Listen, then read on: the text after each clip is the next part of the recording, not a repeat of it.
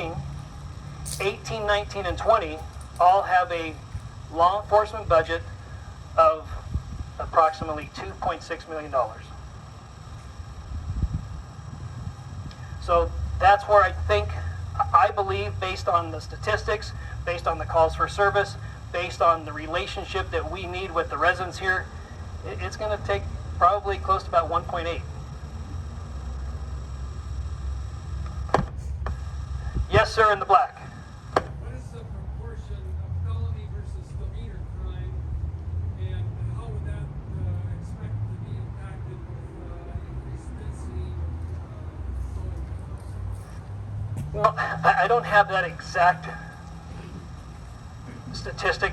However, when you formulate how it's commonly done in criminal statistics, that Post Falls and the city of Coeur d'Alene actually have a lower crime rate per 100,000 residents than the city of Hayden. So it's a formula that's a national standard, and when you formulate per 100,000 residents, it actually has a higher crime rate than the others. And what they do is they take all Part 1 crime, which is your burglaries, your robberies, your auto thefts, and then they have a formula to equate that to per 100,000. So it's actually higher than Coeur d'Alene or Post Falls. All right, we'll take a couple more and then we'll pass it on to another speaker. Somebody who hasn't asked a question yet? Yes, sir. Can the costs of law enforcement be put into some kind of a format where it impacts treatment? There are some cities and counties that, I'm sorry, the question was, can law enforcement needs be formulated in an impact study? Yes. So some cities and counties have what they call a fiscal impact analysis, in which they require their developers, submitters of applications to have a third party complete this, which will say, we're going to need X amount of jail beds, we're going to need X amount of patrol officers, this is going to impact the quality of life with traffic and this, and this. So there are studies out there that cities and counties do require. And we'll take one more and then we'll pass it off to the everybody loves a firefighter guy. You right? Yes, sir, in the gray. What's the rate of growth that you see the city of Hayden requiring the whole police department versus being received sheriff? No. I come from an organization where we have 46 contract cities. I oversaw budgets in the 20s and $30 million for cities. Generally, sheriff's offices, including this one right here, generally we can police a city for about 70% the cost as a police department. So no, I would not advocate for that whatsoever. Mr. Mayor, yes, sir. one of the greatest blessings we have is you guys. So thank you. Please tell your deputies more than safety. Thank you. We appreciate that very much, and we appreciate. We did put forth a request from the city of Hayden to give us a second deputy some hours of the week and for some days of the week, and they approved that. So thank you very much for doing that. Appreciate that. And Ed, if anybody wants to use the mic, Yes, they're sir. more than welcome to. Hang on right there. Hold your fire truck up here. Okay, thank you very much, Sheriff Norris. Really appreciate coming tonight and having a brief discussion that we did have. We'd like to hear from Northern Lakes Fire Department Chief Pat Riley.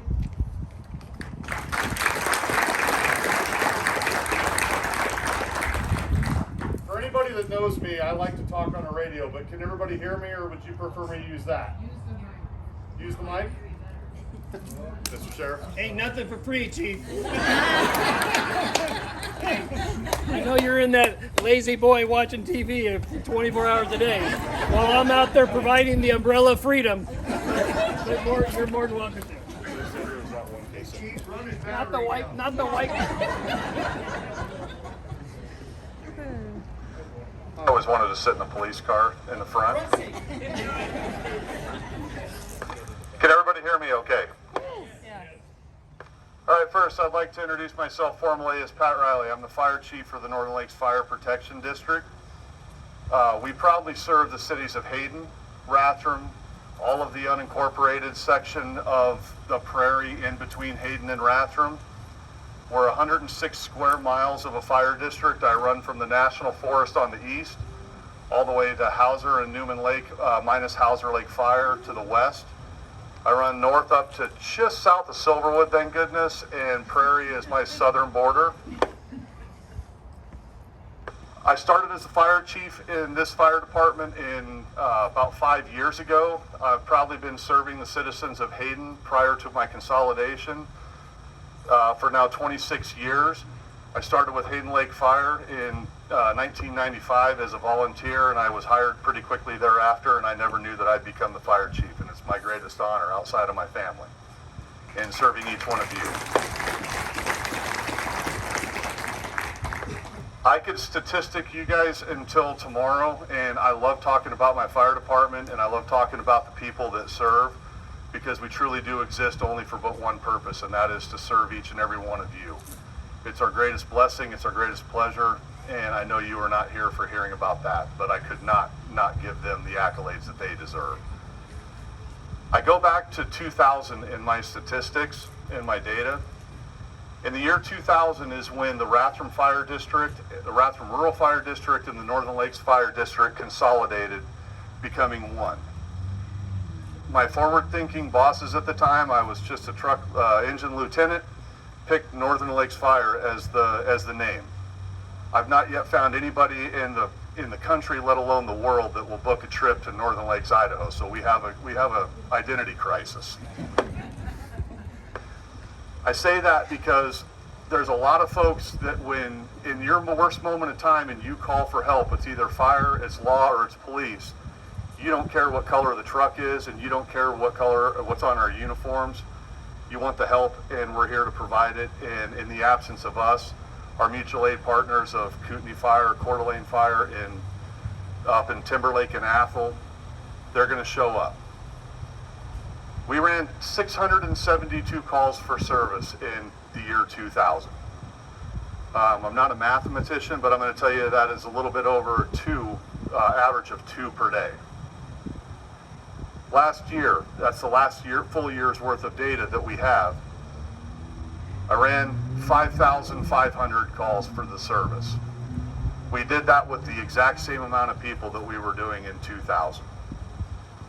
On any given day in the cities of Hayden, here, and in Rathdrum, but what I know is my fire district, we staff 2 fire engines with 2 people. We staff two paramedic units that transport full ALS or advanced life support. And I have 1 on-duty battalion chief who's welcoming me here tonight. What that means is the sheriff talked about national statistics. This is somewhat embarrassing and heartbreaking for me to say to each and every one of you, but I rose my hand to take the job, so I stand before you to say it. I have 1 firefighter on duty for every 7,000 people that are in my fire district. In 2010, my fire district population was right around 41,000 people. Again, that's the combined cities of Hayden and Rathdrum and the areas and all other areas that I explained.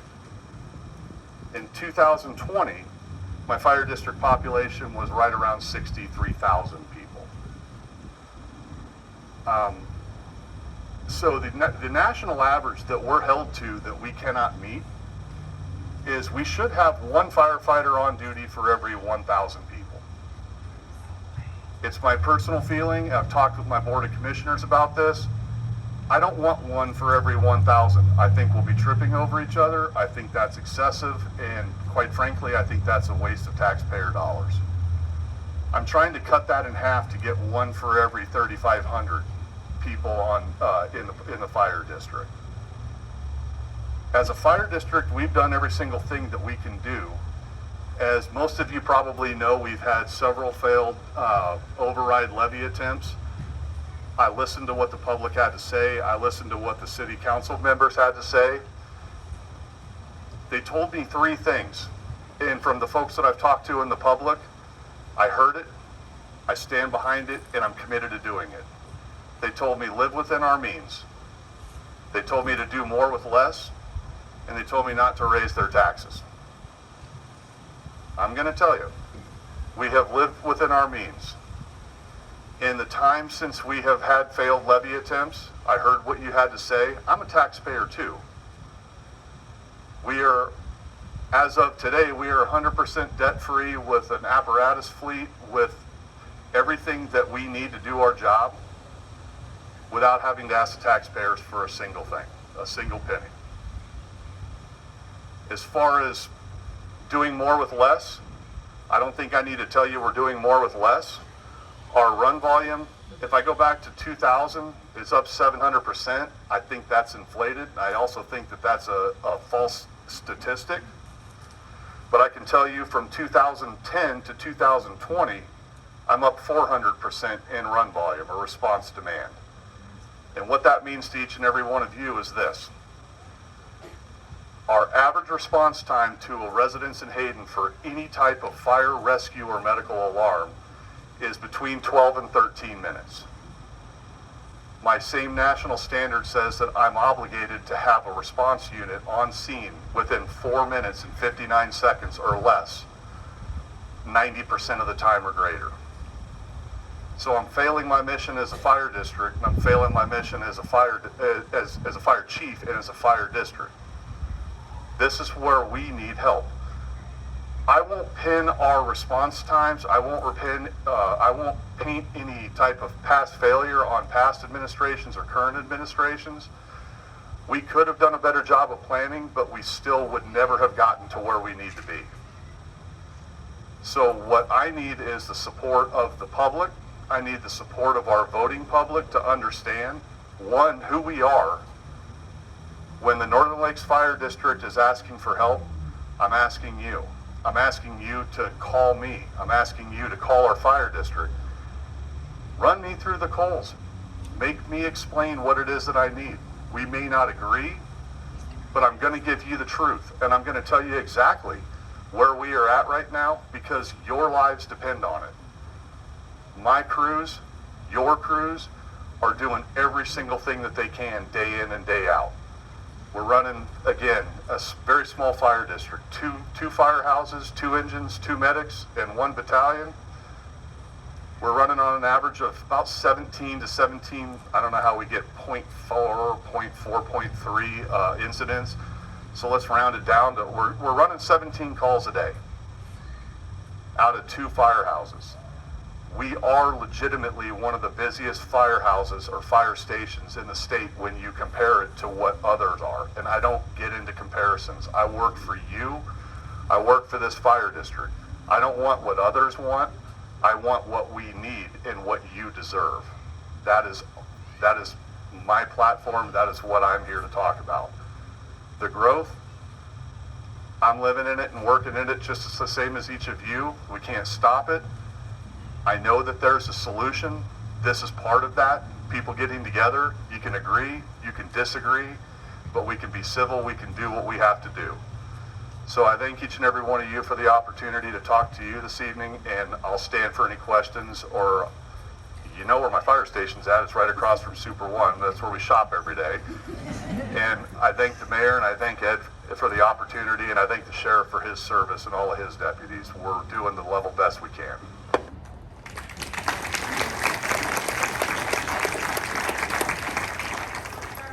You're not the ones causing all of the law enforcement needs, for one, are you? No, but we do respond to a fair majority of what they do. Usually is the aftermath, not from the sheriffs, but from the people. As somebody asked on law enforcement, is there any forbidding or actually utilizing impact fees for financing the growth? So I'm super happy you asked that. I was going to do it, but I was waiting for the question. So approximately 4 to 5 months ago, I started vigorously pursuing the imposition of impact fees in my fire district. not for the purpose of punishing growth or punishing builders, but for being able to capture what we need, making the growth, and this is not a political statement, but making the growth pay for itself, and the portion that growth is impacting, it's not me, it's impacting you. We're going to respond. It's just a matter of, it's not, when, it's if, or not if, it's when. So I'm very proud to report that a good relationship with both the city of Hayden and Rathdrum. Both councils unanimously approved the resolution for us to start the impact fee. We have a committee, and I fully anticipate being able to start collecting before maybe late summer, if not fall. It's a process. But I will tell you, we did this back in 2009 and 2010. That was an entirely different economic climate. That was an entirely different time in Kootenai County, and quite frankly, one, I wasn't in administration, and two, I think it was the wrong time, and it failed for the right reasons. This is not that. So honestly, that's one of my more prideful accomplishments in the district. We've got something we've never had, and this is a way for us to start. And honestly, what it does is it reduces my ask when I come to the public, because live within my means, do more with less. And when on the raising taxes, when I come to the public and ask for an override levy, you will now have known that we have done every single thing we can do. At that point, I've got nothing left to offer.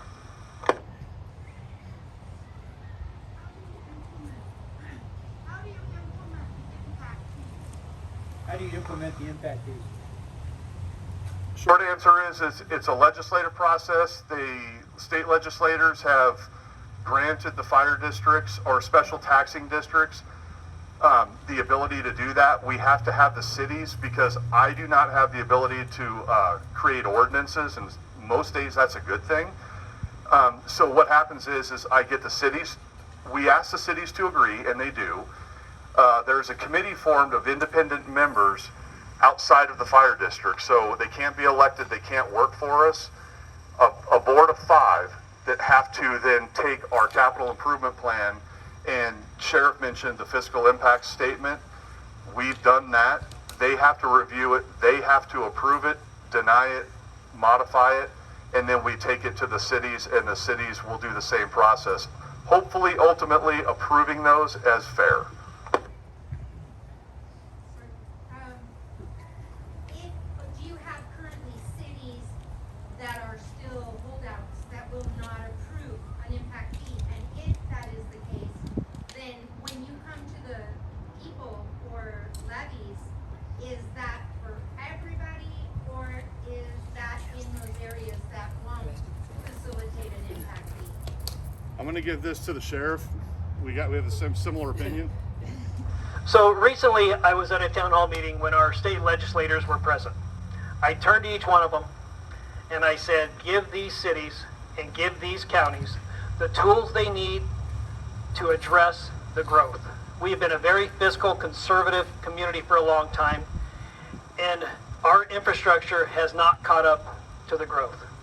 So, what I'm advocating for is an additional for new developments, for huge multi-unit developments, for the legislators to give cities and counties the ability to say, okay, if you're going to have a 1,000-home development come in this particular area, then this is going to impact the jails, the fire, law enforcement by X amount of dollars, schools by X amount of dollars. So everybody who wants to buy a home in that new development, not only do you have your property tax, but there's another county that started these programs from 2 state representatives called Mello-Roos. So you're going to pay $300 a month for 8 years to support the infrastructure demands that this development is causing in this community. So the legislators need to give the cities and the counties the tools they need to address this problem.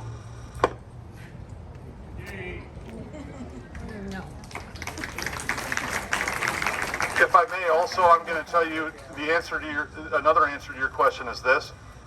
None of the cities that I protect, Hayden, Rathdrum, Hayden Lake, it's unanimous across the board. The city councils, the members are all 100% on board. We all agree that this is the right thing to do.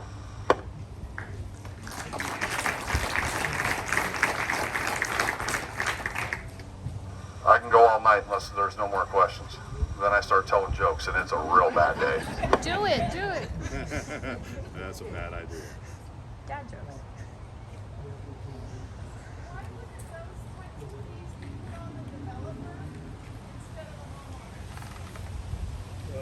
They're going to pass it on regardless. The fees are passed on to the developer, not the homeowner, but we have no control over the pass-through that goes to that. It's a double-edged sword, but we need what we need to be able to do our service and to minimize our ask and request of the public. So I have no control over what happens after they pay their fees. Impact fees are not new except for to the fire district, which we've not ever been able to collect. If I would have been able to collect beginning in 2010, 2009, our estimated impact, we know what has come in growth. It's roughly between $7 and $9 million that I would be standing here talking to you about something different tonight should that have happened back then. Any other questions? Yes, sir. Do all of the boards or commissions that approve high-density housing know you don't have a ladder truck? Since we're an independent special taxing authority, I serve the people of the fire district and I serve at the pleasure of the Board of Fire Commissioners who are elected. I'm not part of any city formal, if you will. I don't think that they know that we don't have a ladder truck, but the bigger point to that is if I had to buy a 107-foot ladder truck tomorrow, we have it in the budget to be able to do that and not finance it, but I don't have the 3 people required to put on it.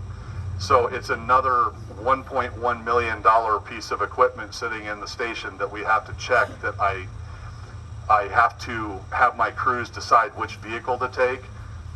Another statistic that I have is last year, I'm going to round up to 5,500 calls, 68% of those I had 4 or more calls going at the same time. So even if I did have a ladder truck, nobody's in the firehouse to get in it and go because it's not a dedicated crew. Yes, sir. One of the issues with impact fees is that it can't be used for operational expenses, capital expenditures. That the citizens of, say, the city of Hayden, that's building a new housing development and paying impact fees to the fire district, how is that money being appropriated to benefit the citizens of Mountain Lake or the citizens of somewhere other than the city of Hayden, for instance? So the impact fee collection goes to the fire district. It will not help or hurt any other fire district. The impact fees can be used, and it's very specific in legislature. It can be used for capital equipment, capital facilities, and I call rolling stock, but for apparatus. There's limitations. The oversight is from the state, from the county, and that independent board it's an oversight committee for my district. And really the only true thing I can't use it for that's defined is I can't use it for personnel. My hope is with the collection of these, I'm able to, and it doesn't even go in our general budget. It's a separate line item, a separate budget that's administered by somebody else. They monitor what comes in plus the expense out, and they're accurate. One of my hopes is that with us being able to collect these, I'm able to then turn around and look, and in my operational budget, be able to appropriate for more people, thereby asking you guys again for even less yet. I'm hoping this relieves it. Clarification, what I meant by within your district, why should the citizens of Hayden pay for you to build a fire district or a fire station out in the prairie that's going to benefit Rathdrum? I love that one. I'll tell you why. And the reason I'm going to say it this way is because the Hayden Fire Station runs 3 calls to 1 to the Rathdrum. So do the math. Anytime that we're already on one assigned call, Rathdrum's coming over here. We are a district, we are not a city. I have to protect the 106 square miles, let alone just the geographic regions of the city of Hayden. So it's a collective agency. If you are a builder in the fire district in Hayden, your impact fee goes to supporting the fire district, not just the city of Hayden. I mean, it's going to allow me to put a station to minimize my response time into Hayden. Because right now you're looking at a 15+ minute response for a medical emergency right here, right now, from Rathdrum City, because my crews are already on a call down the road. So that would hold true for Rathdrum's, what they would pay into it would also support, it's the district, not the city, right? Development in Rathdrum, if they paid into it. The development in Rathdrum is going to be the same impact it's going to be the same fee for any builder inside the fire district. It's not going to be a different fee per city. Yes, ma'am.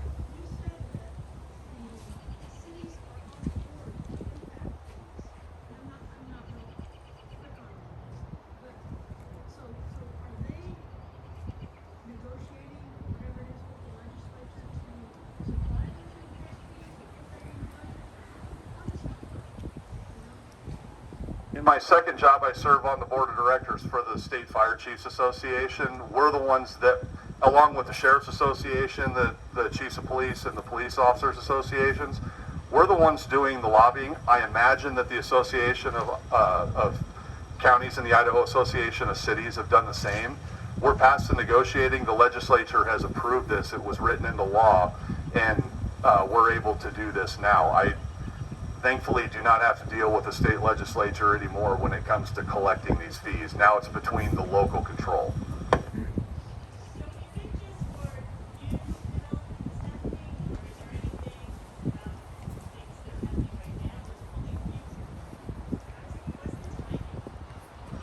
I wish I could retroactive them, but I can't. It's for any new development, and the fees, these are already in place for water districts, sewer districts, and in most cases cities in some form. It's for any new development, and it's for at the time of the permit is pulled, the fee is remitted. And how that goes is I can't apply them to anything that's currently going on, or I again would not be here talking to you about this now tonight. Yes, sir. This isn't quite fire department related, but as far as impact fees, are there impact fees in place or talked about as far as car registration for new residents to help pay for roads, road improvements? Sure.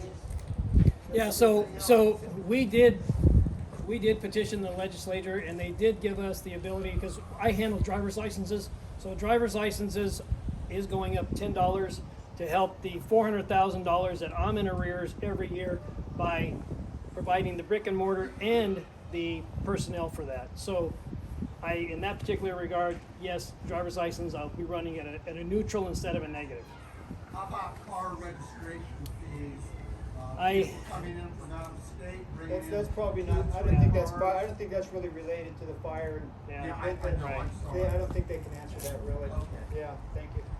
Any other questions?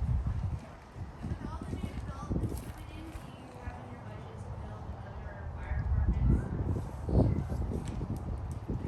Or other firehouses, I do. We've secured land for what I would call our Station 3, and I'm actually already at the Station 4 portion of this. I've secured land donations. We have the means to be able to build the building, but it goes back to the ladder truck. If I build it, they're not going to come. I need to be able to put the people on, which is my next initiative after this. And you're hearing it here first. I'm just telling you, it would do me no good to build the building and put a ladder truck in it if I've got 8 buildings that are not staffed, and because of a consolidation, none of them are even conveniently located except for the 2 we staff. So yes, I do have the means. we have the plans, we have the accommodations, but I just can't do it until I know I can staff it. There's a question over here. Yes, sir. The impact fees based on potential population going into these developments or by the building? Did you hear that? Sorry, I'm about half deaf. Impact fees based by building or by the whole population? Like if you're building an apartment complex, that should be a bigger fee than just one building. I agree, and that's what we have. Impact fees, I'll use the 2000 figures, and if anybody holds me to this tonight, I'm telling you it was from 2010, so that's no indication of today. Had we have got these approved in 2010 and not revoked, we got $1,200 per residential structure. That's known as a house to most of us. And I got 69 cents per square foot of non-residential, which is apartment buildings, high density, commercial, anything other than your single family dwelling. So it's not a flat fee. Well, it is a flat fee, but it's based off of square footage for non-residential, and it's based off of the flat fee for the home. Commercial, the apartment complex is here. They're one and the same.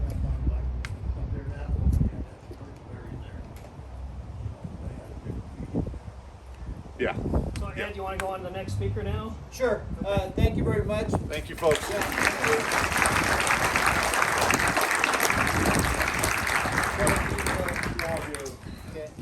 Okay, our next speaker here will be Hayden resident and council member Matt Roetter.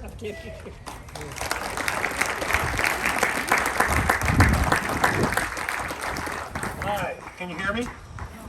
No? Just a little closer. Can you hear me now? All right. He just hit me up to rent this thing. That's me. We got to recover some funds Holy somewhere, smokes. right? I'm Matt Roetter. I'm on the Hayden City Council. Thank you all for being here. I do want to say I'm disappointed about this meeting. We got the fire chief and the police chief. There's no donuts.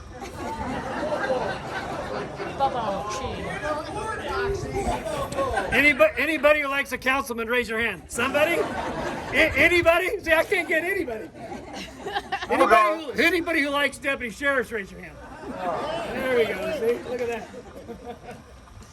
Well, I'll be short tonight, and I'm not talking about my height, but I won't speak that long. And how many times do you hear somebody in office said, I'll be short? We'll talk just a short amount. Because really, what I want to do tonight is hear from you.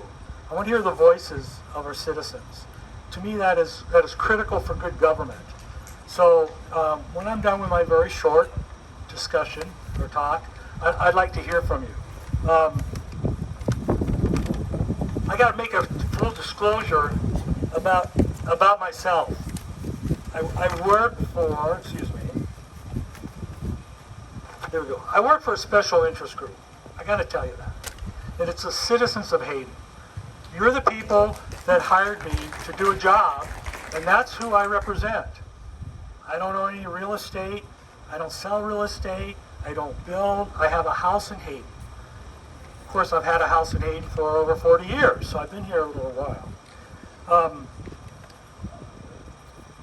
I want to talk to you about two particular factors that affect our funding in Hayden. There's a study by the American Farmland Trust. That was a study done by in different states by county. And the one for Kootenai County, what it stated, for every dollar that we take in as a city or municipality, we have to put $1.09 out in services. So we go backwards with residential housing according to this study. However, for commercial or industrial land, we collect $1 and we have to put out 86 cents in services. So we kind of make up for what we lose with residential with that. And another number there is for farmland, either developed or undeveloped, it's 28 cents in services. So, you know, the farmland out of the prairie doesn't cost the city much really to provide services. We have in Hayden a relatively low levy rate. You may have heard that. Based on that this piece of paper was flying around, these are levy rates for cities in the state of Idaho. I went to the Idaho State Tax Commission website. I was curious, where are we with our levy rate? The levy rate is the long number, that big decimal that you multiply times your assessed value of your house. That determines your tax. Kind of interesting is we're about number 16 on the lowest at the end of this list. However, Dalton Gardens has a lower levy rate. The city of Hayden Lake, which is just over that way by the country club, has a lower levy rate. And you could say, well, those are smaller cities. They don't have as much services to provide as we do, and that's true. But interesting is there's a city, have you heard of Eagle, Idaho? They're a larger city than we are, and they have a lower levy rate. So I say that because I think that's a good thing that we maintain our levy rates low, because that's an impact on our citizens. And we have a lot of older folks that they're in fixed incomes. And as taxes go up, what are they going to do? Something has to give. And so I'm a supporter of keeping our levy rates as low as possible for our citizens. Growth doesn't pay for itself. I think that's been bandied around a lot, that somehow it does, but it doesn't, period. It does not pay for itself. So how do we pay for this growth? We have two options. Either we have some form of impact fee or fee to the builder developer to pay for the services that are required, or we increase our taxes. Well, I'm 100% against raising our taxes 1 penny so more people can move here.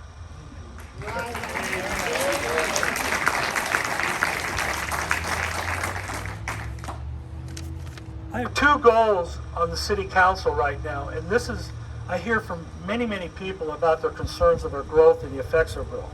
My two goals are to reduce the residential density in our city and to increase our impact fees as a way to try to catch up for funding that we need.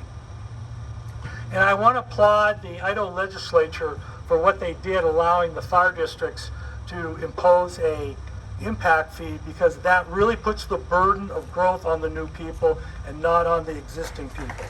So, Fire Chief, thank you that we are able to do that and that we can work with you, because again, if the fire district would go up, they need money, they would either have to go out with a bond levy increase, which means everybody in the district is paying for the growth, which I don't like, or you have an impact fee that can pick up the amount of dollars that they need for the growth. And really, that's the way we need to go. The last issue here is the Rathdrum Prairie Aquifer. We have a great source of water, and we're so blessed for that clean water that is filtered through those deep sands out on the prairie. And that is a drinking source for over 500,000 people, including people in Spokane. As we cover that farmland, as citizens or cities, like we have farmland that is being developed in Hayden, that puts the possibility of a higher risk of contamination based on stormwater runoff, which could contaminate it. And the question is, at what point can that happen? Well, if we discovered that it gets to a point where it destroys that aquifer, we're done. We don't have any water left. So, are we going to protect that aquifer? I say, yeah, we have to look at ways to ensure that our main source of water is protected. Lastly, I do have one last item, is there's an election coming up in November. And this goes for all our cities. There are city council members that are up for election, and my hope is that you will do your vetting of those city council members that are running, either as incumbents or challengers, and find out who is more aligned with your thinking. And I think Ed's group is one way that'll identify that. And thank you, Ed. So do your homework. It's critical.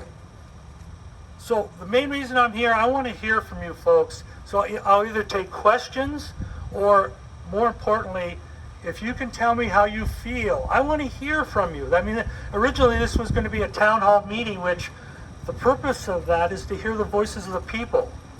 So if you would like, raise your hand, and either I would want to hear your concerns, or if you have a question. And can we go with some people that haven't spoken yet, and then we'll go back?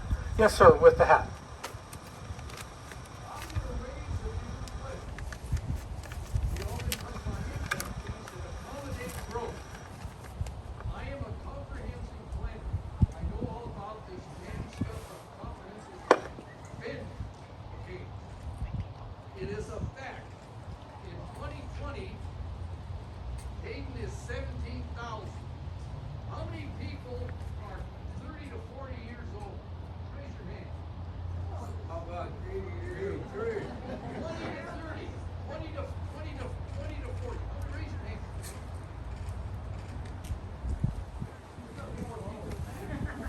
In 20 years, the population is slated to double to 36,000. That, the comprehensive plan of Hayden is gonna do it. It will make sure that there's 36,000 people here, when now is 17,000. Do you wanna live in an area that is 36,000? Then then the whole area of Post Falls, Coeur d'Alene, Rathdrum and Hayden, you add it all up, the population projections that that field is 250,000. Now, we have to decide what we wanna do. The comprehensive plan, I don't think it's really for we the people. If you wanna grow to 36,000, then make a great cheer that you want that done. How many want to grow to 36,000? Raise your hand. Come on. Well, wait a minute. Then the comprehensive plan is not a we the people, damn it. It's not.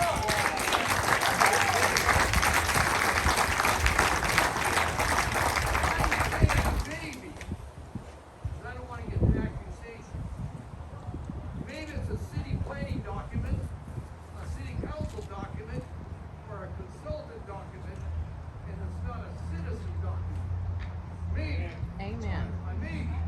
Now, so the question we have to ask ourselves, impact fees will accommodate more growth.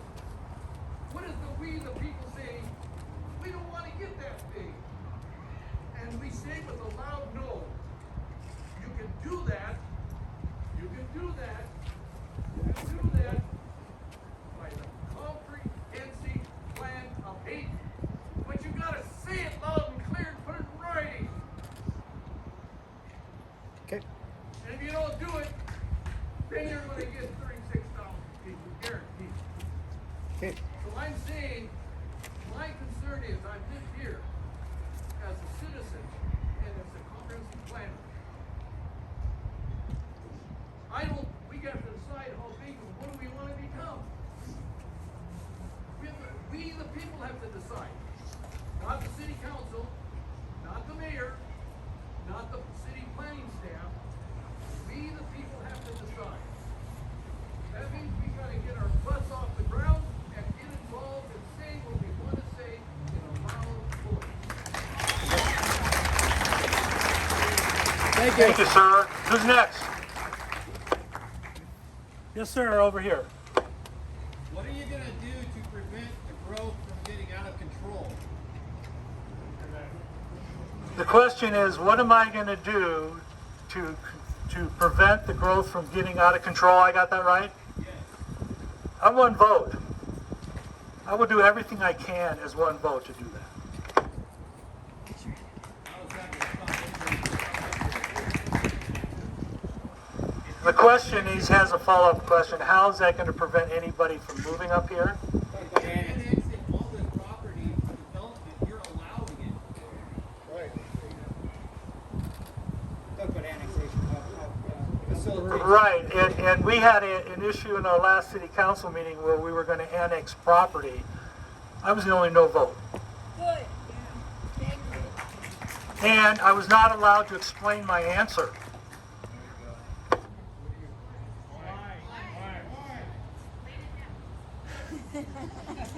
I'm 65, give me a chance to remember the details.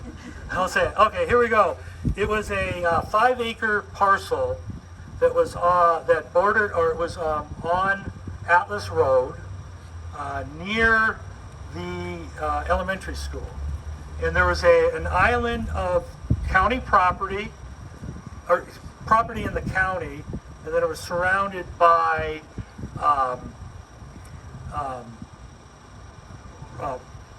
property within the city. So it was this island. And the Planning and Zoning Commission recommended that with the annexation, that it would be zoned as residential suburban. Residential suburban is 2 houses per acre. That came before the city council. I'm a proponent of less density. So what the city council did was approve it for R1, which is 4 or more houses per acre. I was the only one that voted against it.